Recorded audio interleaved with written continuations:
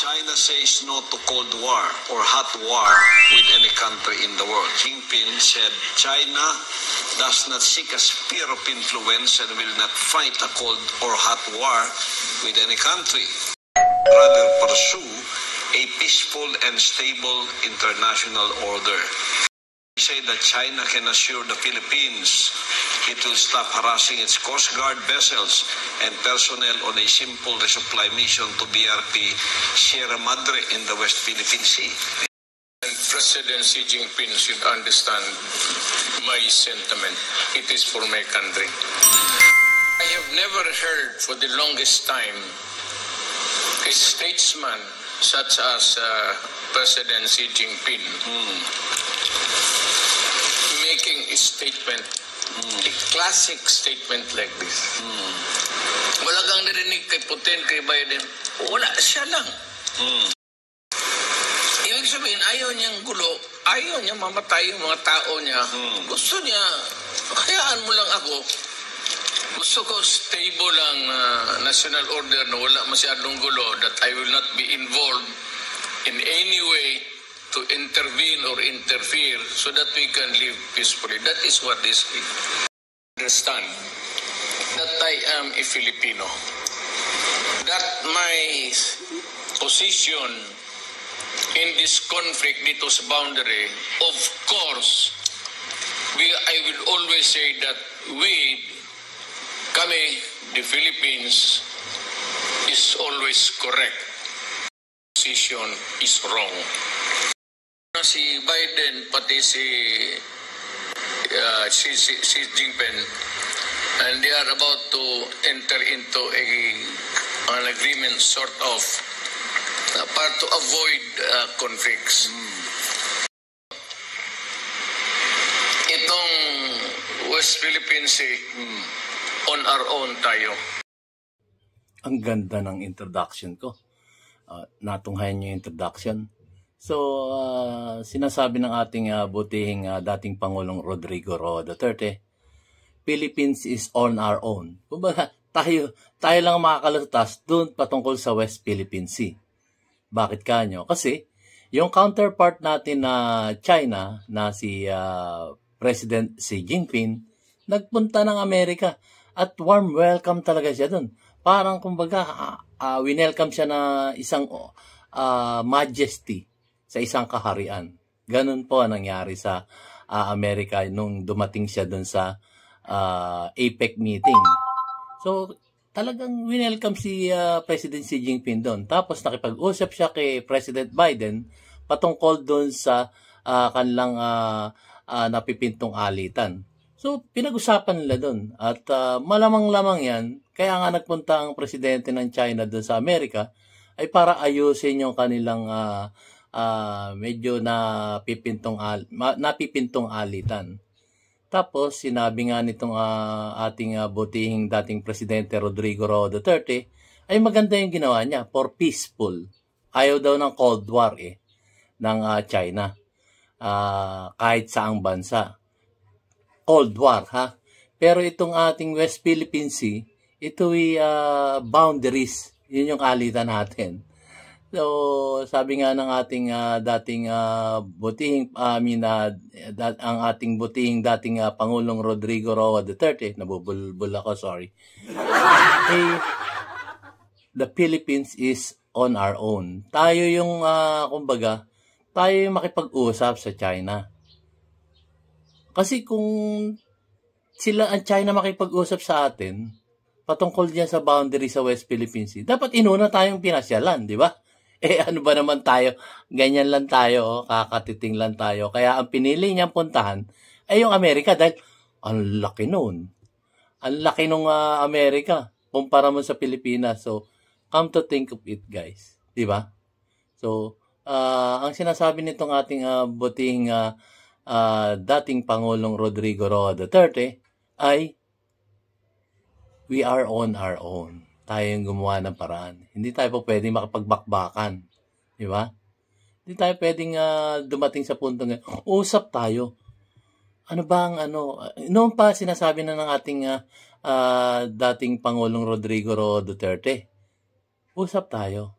Tayo yung mag-reach out. Hindi sila yung magre-reach out. Ang laking bansa nila. Tayo mag-reach out. Di ba? Hindi yung po pwede. Tapos na tayo dun sa kortihan eh. Tapos na tayo dun sa international court eh. Nanalo na tayo eh. Ayaw nilang sumunod. So, what's the next move? The best things to do is to reach out to China. Yun lang po yung saganang akin, guys, ha. Pero nakikita naman natin eh, kung ano nangyayari ngayon eh. Pasintabi po dun sa nagsasabi ng, pro-China ka. Pasintabi na po. Pero tayo po ang dapat mag-reach out. Saganang akin. Kasi nakikita naman natin nangyayari eh. So, tunghayan na po natin. Ito po ang inyong lingkod, si DIY KKB Informative. At salamat po sa aking mga viewers at nagpapasalamat din po ako sa mga subscribers ko at yung mga bagong subscriber ko. Maraming salamat po sa patuloy niyong pagtitiwala sa aking YouTube channel, DIY KKB Informative. Bulog ka talaga. DIY KKB, hindi ko malaman. Kasi wala po akong script eh. So, eto na po. Simulan na po natin ang talakayan ng ating dating Pangulong Rodrigo Roa Duterte. Eto na po. Kasama po si Pastor Apollo C. Kibuloy ng Kingdom of Jesus Christ sa Davao City. Eto na po sila.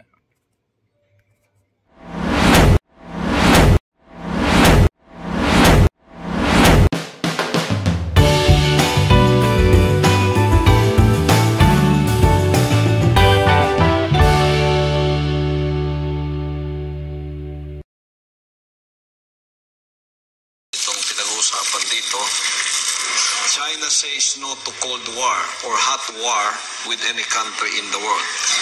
Last week, President Xi Jinping said China does not seek a sphere of influence and will not fight a cold or hot war with any country. For its rejuvenation, China would rather pursue a peaceful and stable international order. With this tone, can we say that China can assure the Philippines it will stop harassing its Coast Guard vessels and personnel on a simple resupply mission to BRP Sierra Madre in the West Philippine Sea? Mayor. Hello, Pastor. Well, we have this conflict with China, and President Xi Jinping should understand my sentiment. It is for my country. But I have never heard for the longest time a statesman such as President Xi Jinping making a statement, a classic statement like this. Wala kang narinig kay Putin, kay Biden. Wala, siya lang. Does not seek a sphere of influence and will not fight a cold or hot war with any country. Ibig sabihin, ayaw niyang gulo, ayaw niya mamatay yung mga tao niya. Gusto niya, hayaan mo lang ako. Gusto ko stable ang national order na wala masyadong gulo, that I will not be involved in any way to intervene or interfere so that we can live peacefully. That is what is napakagandang quotation niya. Maraming Ngayon lang, ang problema, kaibigan ko si Xi Jinping, but he must understand that I am a Filipino. That my position in this conflict dito sa boundary, of course, I will always say that kami, the Philippines, is always correct and your position is wrong. Pero dito sa nangyari ngayon, nag-uusap na si Biden pati si Xi Jinping, and they are about to enter into an agreement sort of para to avoid conflicts. So,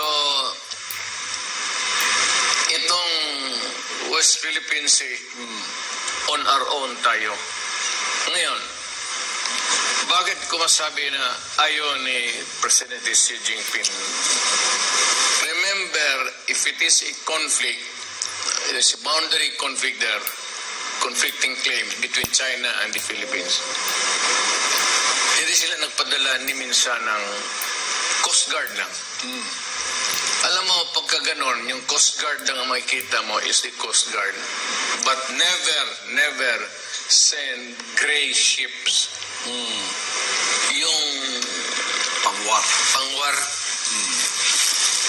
Yung Coast Guard para sa coast lang coastal water. Pag yung itatawag nilang mga Navy, yung gray ships, wala. Tayo, hindi rin tayo nagpalagay doon. So yung conflict natin, yung banggaan, ganon, nagalitan, hanggang dyan na lang yan. It will not escalate into anything. Kasi kung totoo talaga ito that it starts with an irritant or an irritation, it would evolve into something more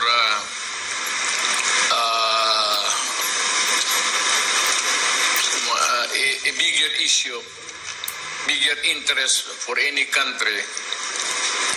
Matagal na itong nagkaupakan. But the fact is tayo nagpipigil, ang China nagpipigil.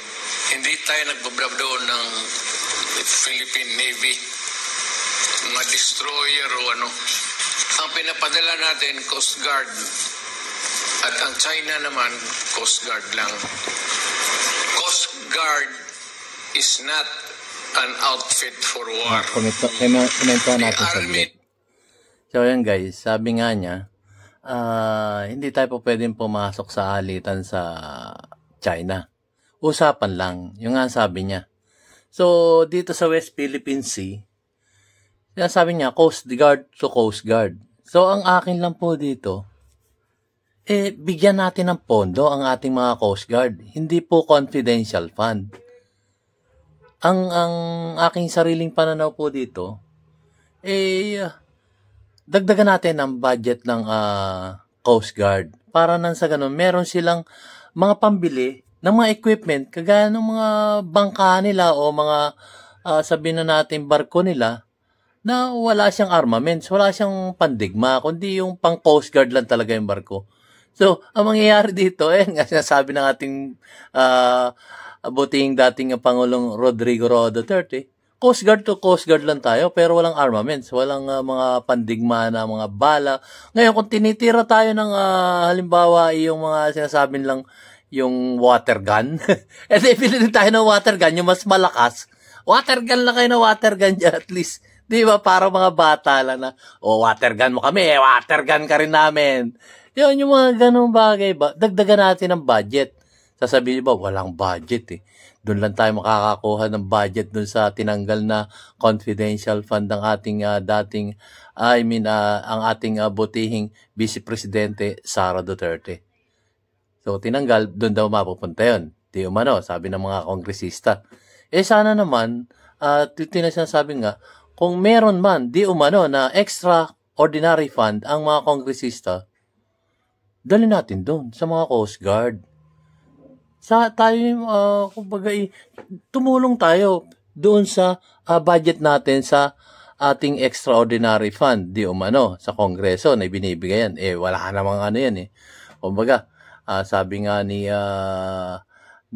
dating spokesperson Harry Roque, extraordinary fund yan. Walang resibo yan, pupunta ka lang sa kahera, kukunin mo yung iyong extraordinary fund. So sana, yun na lang ang gamitin natin para makatulong sa ating mga Coast Guard.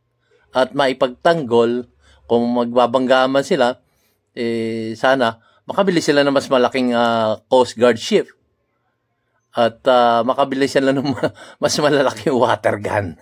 Para magbarilan sila na parang bata lang na barilan dito ng tubig. Okay lang yun. So, diba? Ano yun? So, patagalan ka kayo dyan sa water gun. Naglaro parang bata.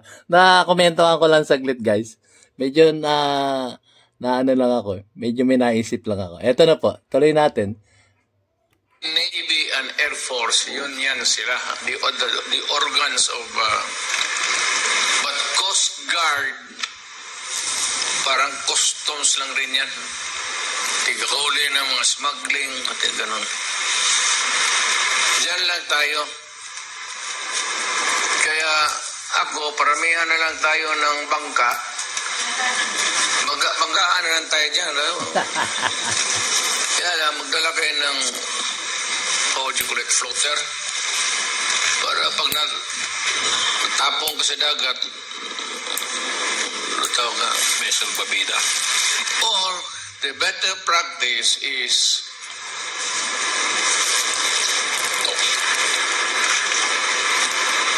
talk. That is it.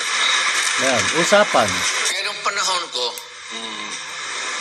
I took to. Ako yung pumunta ng China. Oh. Sinabi ko, mahirap lang kami. Ayaw namin ng away. Kaya matatalo naman talaga kami. Maawa ka naman sa amin. Ganun lang kami.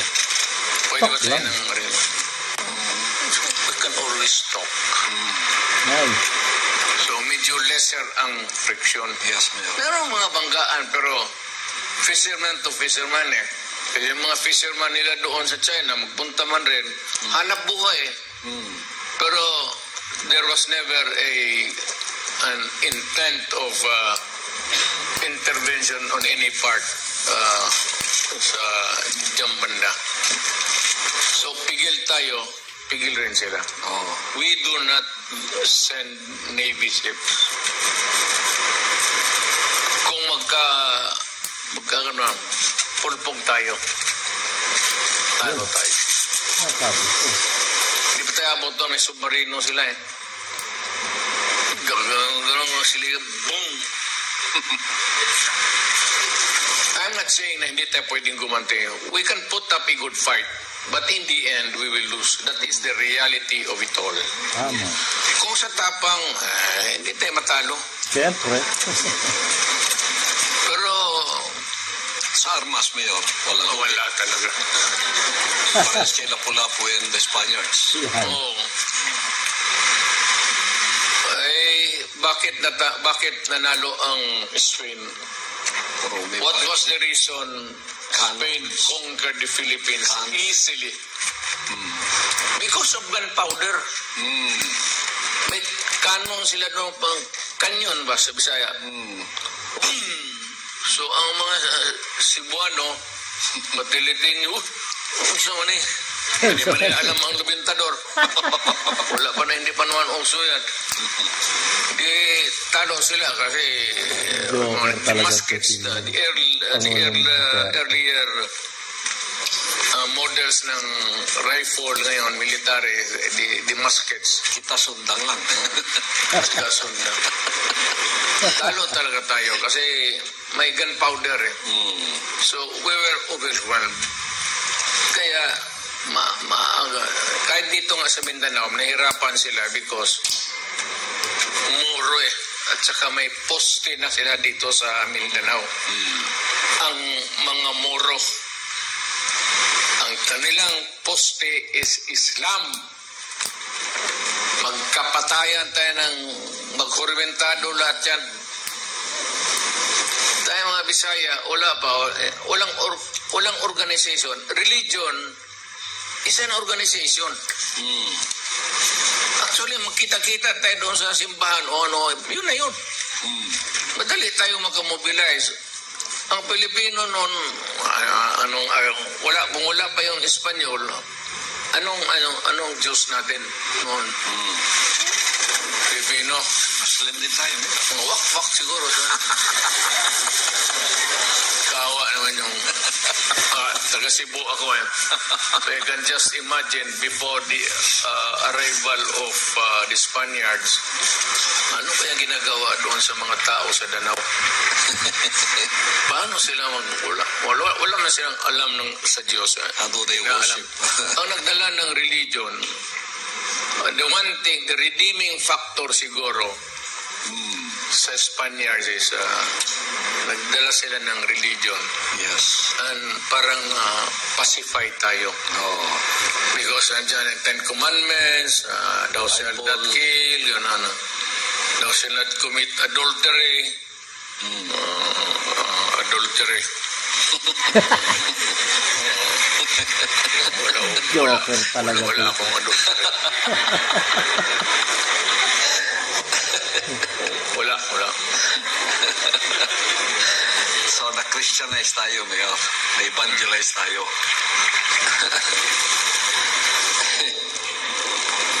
Mayor, maraming naghihintay na magsalita si President BBM